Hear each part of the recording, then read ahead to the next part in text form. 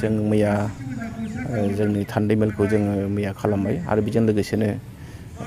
2021 मायथाइनि साहित्य एकादेमि बान्था मोनगिरि डक्टर देबकान्त रामसियारि एबा मोदाय गाहाय बिथांखौ जोङो मान बावदों जों बिथांखौ बरायदों दा दिनै जोंहा नैथि साननि दिनैहाय मोननै हाबाफारि जोंहा दिनै जालांबाय गिबियावनो बर' थुनलाइ आफादनि गोथार फिरफिला बिरहोनाय बेबो जालांबाय आरो एसे आगोलाव मुंख्लं बिरावनो बेबो जालांबाय दा बेनि उनावहाय जोंहा दायो नैथि थान्दै मेल दङ आरो बे नैथि थान्दै मेलनि गेजेरजों जोंनि उदालगुरि जिल्ला बर' थुनलाइ आफादनि जि गोजाम मावफुं आफाद बेखौ सिमफायनाय जागोन आरो गोदान मोनसे गोख्रों मावफुं आफाद जों दाफिननो थाखाय जोङो दिनै साखाफारा जादों आरो बेनि उनावहायनो जोंहा मोनसे गेवलां सावरायमेल दङ आरो बियो गाहायै बर' बिजोंनि सायाव बर' बिजोंनि फरायसालिखौ लानानै बेखौ जों माबोरैहाय बर' बिजोंखौ लाखिनो हागोन माबोरैहाय जोङो फरायसाफोरखौ बांहोनो हागोन बेनि सायाव जों गोथौयै सावरायगोन जोंहा रोंगौसा हिसाबै गाहायै दायो फैगासिनो दङ जोंनि क'क्राझाराव थानाय इउ एन एकाडेमिनि मानिजाथाव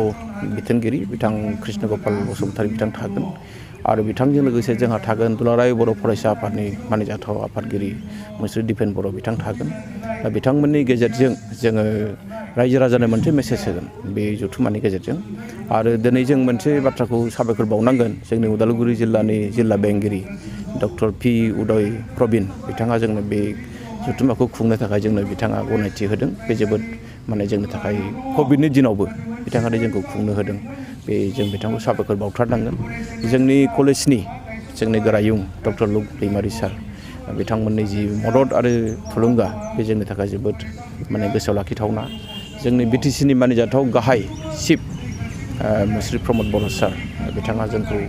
हानायमानि खोथा होदों मदद खालामनो थाखाय जों जोबोद आसाबादि आरो बेजों लोगोसे जोंनि साफ्रोमबो जोंनि उदालगुरि सिङाव थानाय जोंनि इएम बिथांमोना जोंखौ सहाय खालामदों जा हायो आरो बेजों लोगोसे जोंनि गुदि थुनलाइ आफादफ्रा जोङो दिनै रायखांथारनांगोन जोंनि उदालगुरि जिल्ला बर' थुनलाइ आफादनि सिङाव जोंहा गासै गं 22 गुदि थुनलाइ आफाद दङ बिसोरनि गेजेराव नंगौ गंफा गंनैया एसे लोरबां जानानै दं नाथाय बांसिनानो जोंखौ सहाय खालामदों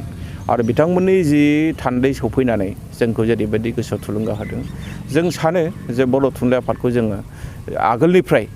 इयुनसिम जोंनि उन जोलैयाबो बेखौ लाखिनायनि मोनसे खाबुखौ लागोन आरो दिनै जोङो जि मोनसे नैथि थान्दै मेल बेवहाय जों माखासे गोनांथार बाथ्राखौ जों सावरायगोन जोंहा गोबां माखासे जेंना दङ जोंनि जिल्लायाव बेखौ जों सावरायगोन आरो बेखौ लानानै जों इयुनाव माबोरैहाय सरकारजों सावरायनो हायो बा बेखौ जों माबोरै सुफुंनो हायो फोजोबनो हायो बेफोरनि सायावबो जों दिनै माखासे स्ट्रेटेजि जों लागोन बे खोथाखौ जों सानदों आरो जों सानदों जोंनि बे 53थि बोसोरारि जथुम्माया कभिडनि दिनावबोदि मोनसे जाफुंनो थांगासिनो दङ बे मोनसे जोंनि थाखाय मोनसे जारिमिनारि हाबाफारि जागोन दा बेसेबांसो थान्दैफोरा बाहायला जोंनो सरकारा खानानै होदों एसअपि हिसाबै 200नि बारा जानो मोना होननानै थिग बे 200सिम जों दिनै मोननो हादों आरो एसे एनै बारा जागोन बेखौ जोङो सरकारनोथ' जों खोन्थानो हाला नाथाय जों दायो एसअपिनि सिङावनो जों 200नि गेजेराव थान्दैफ्रा सफैदों गोनांथार सावरायनाय हिसाबै मा सावरायनाय जादों जोङो गोनांथार हिसाबै जोंहा आथिखालनि जि बर' बिजोंनि सायाव फरायसाफोर जोबलांबाय थादों फरायसालिफ्रा दिनैहाय सरकारनि नोजोराव मार्जार खालामनो नागिरदों बिथांमोना एमएलगेमेसन खालामनो नागिरदों बेफोरनि सायावबो जोङो माने गोथौआरि गुवारै जों सावरायदों आरो जोंहा दहाय आफादगिरि बिथाङा एसे बुंखादों जे फिरफिला दैखांनाय हाबाफारियाव जे सरकारजों जिहेतु सावरायबाय थादों माखासे खामानिखौ बिटिआर गभर्नमेन्टआ मावफुंगोन बेखौ जों सानदों आरो बिटिआर गभर्नमेन्टनि गेजेरजोंनो बेफोर खामानिखौ जिहेतु जोंनि बिटिआर जि मोनसे गोरोबथा जानानै फैदों बेनि गेजेरजोंनो मावफुंनायखौ जों मिजिंथिदों जिहेतु सरकारजों जिहेतु दायो जोंनि मानसिफ्रा दंफायो फरायसा आफादा दिनै सरकारजों माने थोंजों नङाब्लाबो सरकारजों दंफायो फरायसा आफादजों आरो लोगोसे जोंनिनो सरकार थाबाय जोंहा बिराद आसाबादि जे जोंनि समस्याफ्रा जोङो आन्दलनजों नङा जों सावरायनानैनो जों बोरै हायो फोजोबलांगोन जोंहा बे मोनसे आसाबादि आसाम सरकार आरो बिटिआर सरकारनि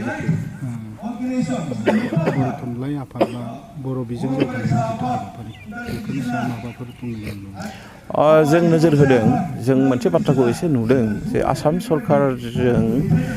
जोंनि बिटिआर सरकारजों जिहेतु मोनसे जथायैनो सरकार सालायगासिनो दङ नाथाय अब्लाबो जों एसे आन्दाज खालामदों मालाबा समाव आसाम सरकारा माने जोंनि सायाव माबा मोनसे आनजाद नायनाय बायदि जों मोनबाय थायो थारमाने जाहाथे बे आनजादाव बर' फरायसा आफादानो होन बा जोंनि बिटिआर सरकारानो होन जाहाथे बिथांमोना आनजादाव उथ्रिनानै फैयो सरकारा थारमाने मालाबा आनजाद नायनायखौ जों नुबाय थादों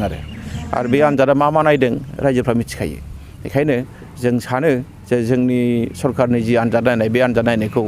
फेल जायालासिनो जोंनि माने फरायसा आफादानो होन बर' थुनलाइ आफादानो होन बा जोंनि सरकारानो होन बिथांमोना उथ्रिनानै फैगोन बेखौ जों मिजिंथिदों